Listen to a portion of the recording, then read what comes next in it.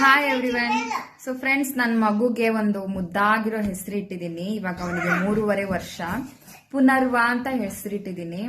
So ಅವನಿಗೆ 1 ವರ್ಷದಿಂದ try ಮಾಡಿಸ್ತಾ ಇದ್ದೀನಿ ಅವನ ಹೆಸರು ಹೇಳೋದಕ್ಕೆ, ಪುನರ್ವ ಪುನರ್ವ ಅಂತ. ಸೊ ಅವನು ಹೆಂಗೆ ಹೇಳ್ತಾನೆ ನೋಡಿ. ಇವಾಗ ಬಾಯ್ಲಿ ಬಂಗಾರ, ನೋಡಿ ನೋಡು ನೋಡು ನೋಡು, ಅವನ್ನ ಹಿಡಿಯೋದೇ ಕಷ್ಟ.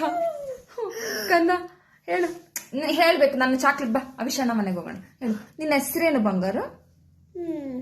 ಹೆಸರೇನು ಹೇಳು.